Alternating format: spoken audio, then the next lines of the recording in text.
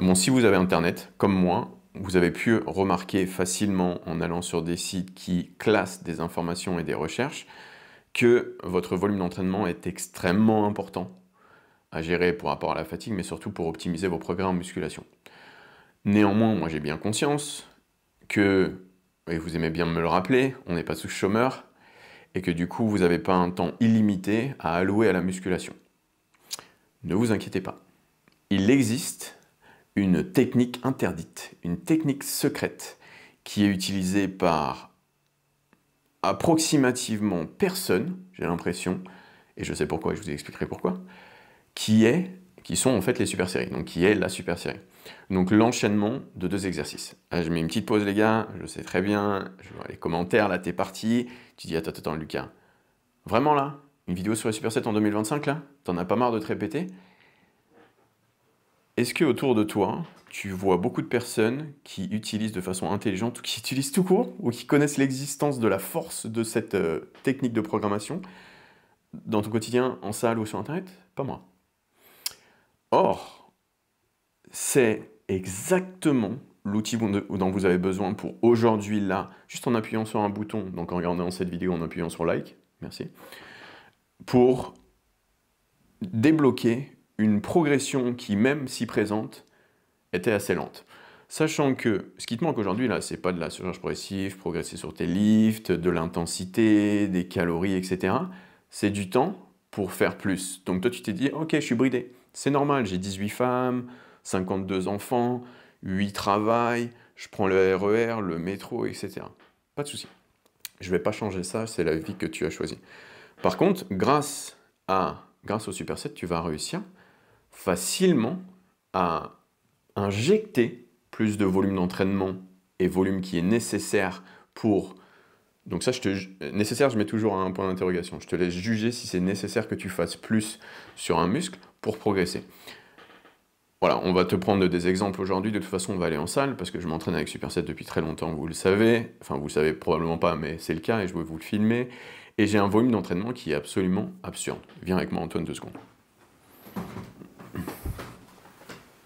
Donc à l'écran, là, donc oui, je suis en train de filmer mon écran, qu'est-ce qu'il y a? À l'écran, vous avez mon programme d'entraînement. Vous avez 4 séances par semaine avec un marathon d'exercices. Donc j'ai réellement 28 séries de travail sur mes uppers. Donc mes séances du haut du corps en comprenant les abdos, bien sûr. Comment j'arrive à environ 1h30 et tout en progressant, bien sûr, tu peux revenir sur moi, Antoine, à faire tout ça? Je fais des super séries. Et c'est ce que je vais vous filmer aujourd'hui. Je vais vous donner une représentation pratique de l'implantation de la technique des enchaînements / super séries dans vos entraînements pour, aujourd'hui, possiblement, instantanément, presque doubler, parce que nécessaire, point d'interrogation, je voulais juger comment on juge les résultats, votre volume d'entraînement et réussir à progresser. Je vous mets la petite croquette là maintenant. Plus de volume d'entraînement n'est pas forcément mieux.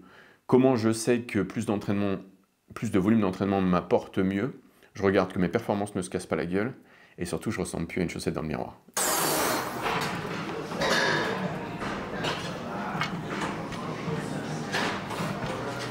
Aujourd'hui, donc c'était mon upper, on vient de le terminer. Désolé, j'arrive pas à enregistrer quand je m'entraîne. Quand je m'entraîne sérieusement, j'arrive pas à faire les 2 choses en même temps, mais je vous ai enregistré quelques clips.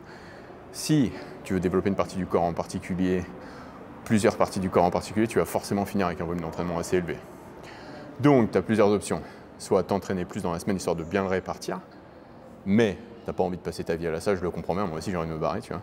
Ou alors, justement, utiliser ces supersets, tu vois. Donc, aujourd'hui, si tu étais bloqué par rapport à ton adhérence en salle, donc j'ai pas envie d'y aller plus de 3 fois, 4 fois par semaine, parce que ça me prend trop de temps, j'ai trop de responsabilités dans la vie. Mais en parallèle de ça, tu étais bloqué physiquement, parce que justement, tu n'avais pas plus de temps à allouer à ta musculation.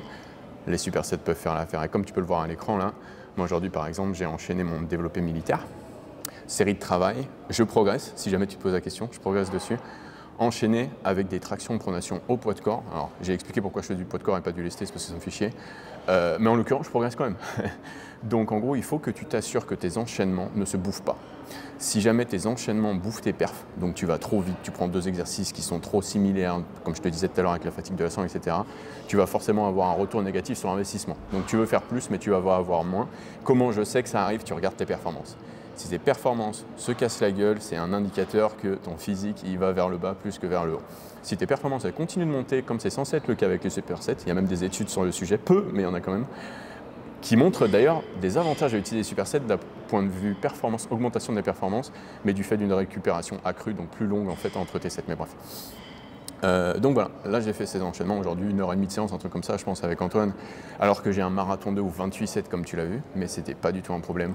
Une adhérence folle, un pump qui est quand même cool, parce que je sais pas si vous êtes déjà entraîné, si vous avez déjà testé, mais vraiment la musculation avec des enchaînements, donc, que j'ai appelé superset, mais c'est pas toujours des supersets, c'est pour ça que j'utilise le terme enchaînement, et sans, c'est comme en fait passer d'un push-pull legs à un upper lower où tu fais des supersets. Antoine il a testé le jour, il avait fait un push je crois, il dit putain c'est lame. Wow, je me fais chier de fou. Faire juste une série et attendre 3 minutes sur ta chaise de pêcheur, hein. Wow, c'est lame as fuck. Je suis d'accord qu'on n'a pas envie d'avoir que des trucs ludiques, mais des trucs qui marchent. Ouais. Donc assurez-vous que ça marche. Donc il existe des bons supersets et des mauvais supersets. Et je vous laisse juger quels sont les bons et quels sont les mauvais et comment on juge ça, tes performances et ta récupération. Pensez pas non plus que plus de volume est égal forcément plus de gains, mais en l'occurrence, je sais que à peu près, allez, 60% des gens qui regardent cette vidéo souffrent, leur physique, leur progrès souffrent du fait qu'ils n'ont pas assez de temps ou ils ne font pas assez tout simplement par rapport à la méta actuelle. Et vous gagnerez à faire plus sur les muscles et seulement sur les muscles que vous voulez voir se développer en priorité. Commencez pas à monter partout, sinon ça n'a rien nulle part. Donc je parlais d'une étude un petit peu plus tôt, je l'ai retrouvée, je vous la mettrai dans la description de la vidéo si vous vous intéressez. Je sais que les études ne sont pas des absolus, mais je mets plus de force dans une étude que dans l'avis de Jackie du Fitness Park de David. Ouais. Donc la meilleure étude, c'est ton étude. Donc comment je sais qu'une donnée recherchée mais bénéfique, bah t'essayes en fait. C'est comme tout dans la vie en fait. Tu testes, tu te fais ta propre idée avec cette donnée. Et effectivement, peut-être que ça ne correspondra pas.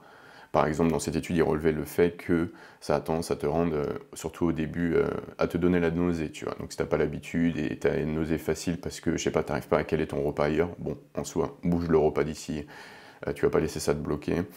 Ou d'autres facteurs, je sais pas, par exemple, il y a le ramadan qui arrive. Faire des supersets, on sait très bien que ça essouffle, ça fait transpirer un petit peu plus que des méthodes plus traditionnelles, plus lentes, on va dire. Donc, si tu es dans une période où tu peux pas t'hydrater pendant la journée, faire des supersets dans tous les sens alors qu'il commence à faire chaud, il fait pas chaud, je suis d'accord avec vous, mais imaginons qu'il fasse chaud, ce serait pas non plus la meilleure méthode pour le moment présent. Donc, n'oubliez pas, je vous dis toujours, les gars, vous avez une boîte à outils et vous utilisez des outils pour appliquer la théorie. Vous pouvez changer vos outils en fonction du contexte pour toujours appliquer la théorie. Ouais, les supersets, c'est cool pour ça. Donc, laissez-moi vous partager ce que j'ai traduit de l'anglais en français avec quelques notes personnelles. En conclusion, les deux méthodes, donc c'est une méthode simple et une méthode avec superset à volume égal, montrent des résultats de force, de taille, de puissance et d'endurance similaires. Donc bref, il n'y a pas de différence en termes de gain et il n'y a pas de différence en termes de force. C'est les deux trucs qui vous intéressent. Cette découverte est très applicable aux individus avec une limite de temps vu que les supersets augmentent l'efficacité de l'entraînement sans compromettre l'hypertrophie musculaire recherchée. Pas dégueu. C'est important pour le pratiquant moyen car le manque de temps est considéré comme le premier frein à l'adhésion à l'entraînement et à la musculation. Donc en gros, parce que t'as pas de temps, t'arrives pas vraiment à kiffer ton parcours parce que tu es toujours soit dans le rush, soit tu fais les choses à moitié. De plus, ce qu'on sait aujourd'hui, c'est qu'il y a un rapport direct entre le volume de muscles par semaine et l'hypertrophie musculaire. Donc ça, c'est ce que je te disais au début de la vidéo. Si tu as Internet, tu sais très bien que le volume, c'est ton premier driver d'hypertrophie. C'est ce que tu vas utiliser pour optimiser le développement d'un muscle. Ouais. Sachant que tu es déjà censé progresser. Ça, c'est une question qui ne se pose pas. Et tu es déjà censé fournir un effort qui est maximal ou quasi maximal. C'est une question qui ne se pose pas. Donc c'est pas en t'entraînant plus dur, sachant que tu t'entraînes déjà le plus dur possible que tu vas progresser, c'est en rajoutant des séries de travail où tu t'entraînes très dur. Le dernier truc, c'est que tu peux également réduire ton temps de passer en salle ou le nombre de jours que tu passes en salle, ce qui peut être un boost considérable pour ton adhérence à la musculation. Moins de contraintes, parce que tu as vu, c'est contraignant quand même d'y aller tous les jours, et plus de choses à faire dehors, donc ça peut être le travail, ça peut être du social, etc. Sans perdre en efficacité ou en développement musculaire, et ça c'est très important, parce que là, vous tous là, par contre, 100% d'entre vous, vous recherchez l'optimisation de vos progrès. Et en parlant de pourcentage un peu plus tôt, je disais que 60% d'entre vous bénéficieraient d'augmenter leur volume d'entraînement, du fait de la méta actuelle sur les réseaux sociaux qui est plutôt vers le bas volume. Ouais. Donc on a fait un retour en arrière, c'est marrant. Par contre, 40% d'entre vous, ce serait l'inverse. Typiquement, comme vous le savez, on a le système fluide, donc on a un Discord avec qui on travaille, avec des gens avec qui on travaille. Donc du coup, j'ai quand même un bon échantillon de la vie musculation des pratiquants qui sont déjà impliqués en musculation, qui veulent bien faire en tout cas, sachant que si vous venez travailler avec nous, bah forcément vous avez envie de bien faire, slash mieux faire. Et on a du coup plusieurs personnes qui ont réagi sur les recommandations de volume que je partageais dans mes vidéos de mise en place, sachant que quand vous venez avec nous, vous avez tout un processus pour rentrer dans le système, comme on dit, dont des recommandations de volume, et qui se rendaient compte qu'ils faisaient beaucoup plus que tout ça. Slash, ils faisaient trop par rapport en tout cas aux recommandations que l'on a aujourd'hui, basées effectivement sur la recherche. Donc ça ne veut pas dire que c'est un absolu, mais c'est, comme je vous ai dit, une bonne direction à prendre de manière générale, mieux que celle des vestiaires Fitness Park. Donc pour 40% d'entre vous, ce n'est pas une bonne idée aujourd'hui de commencer à mettre des supersets dans tous les sens. C'est une bonne idée de regarder ce que vous faites, de quantifier ce que vous faites, et éventuellement, avec des supersets, à réduire votre temps passé en salle, si vous le souhaitez tout simplement, ou le nombre de jours que vous passez en salle, si vous le souhaitez également, avec des super séries. Mais si vous faites déjà beaucoup trop, mettre des supersets en place dans l'idée de faire plus, bah, ça va être vachement problématique. Donc cette vidéo, c'est pas une propagande sur le oh, faites plus les gars, c'est fantastique, pour tout le monde. C'est un outil pour ceux qui soit ne font pas assez par manque de temps, soit ne font pas assez tout court par ennui, j'ai envie de dire, parce que les séries simples sur l'isolation, putain c'est chiant les gars, plus jamais je fais ça sauf sur le unilatéral. Bah cet outil répondra, comme vous l'avez vu en plus, de façon optimisée à votre demande. Je vous avais dit un petit peu plus tôt que cette vidéo, elle était pas aussi populaire qu'elle le méritait, et j'allais vous expliquer pourquoi, on va y venir maintenant tout de suite là. C'est que les gens qui utilisent cette tactique de programmation pour les différentes raisons que je vous ai traduites de l'anglais il y a 2 secondes, là, se précipitent toujours. C'est-à-dire que pour eux, vu que c'est une série, il faut aller le plus vite possible entre les 2 exercices dans la même série. C'est là l'erreur en fait. Donc, il faut toujours être prêt à être ultra performant quand vous commencez un exercice. Donc si vous faites un exercice avec la congestion du précédent, par exemple dans les avant-bras, vous allez avoir des problèmes, donc un facteur limitant au niveau des avant-bras sur votre deuxième exercice. Si c'est un tirage, bah c'est problématique, même si tu as des straps. Si tu commences ton deuxième exercice dans ta super série avec le souffle complètement défoncé et que c'est un mouvement où ça te demande quand même pas mal de gainage, pourquoi pas, bah c'est mort en fait.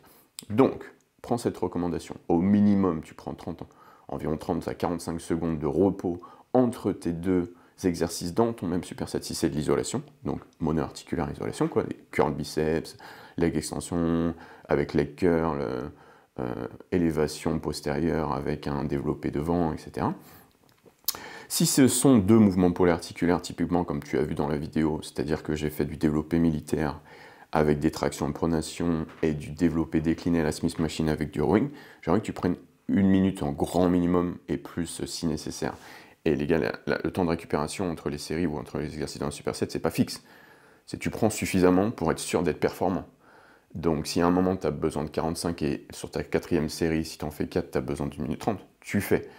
Se rusher en musculation, c'est jamais une bonne chose. Ça amène toujours le chaos, comme je vous disais un petit peu plus tôt, je crois.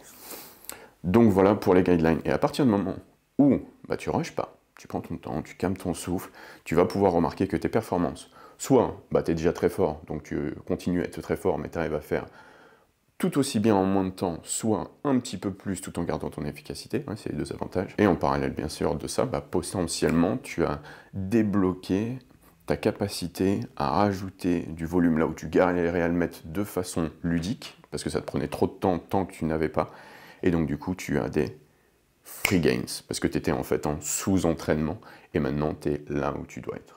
Donc voilà, c'est un outil pratique, confortable, ludique, qui moi perso m'a redonné l'amour de la musculation que je n'avais plus, vous avez déjà entendu ça dans mes podcasts. Là j'ai juste trop hâte. C'est un petit peu long mes dernières recommandations, ne faites pas des super séries sur du deadlift, ne faites pas des super séries sur du squat en libre. Par contre, si vous avez envie de faire un leg curl, leg extension, vous pouvez y aller. Si vous avez envie de faire adducteur, abducteur, vous pouvez y aller. Donc l'isolation sur le bas du corps, ouais. Le polyarticulaire superset sur le bas du corps, absolument pas. Donc en fonction de l'exercice, je vous laisse juger si c'est une bonne idée de les enchaîner ou pas. Comment on juge que c'est une bonne idée ou une mauvaise idée?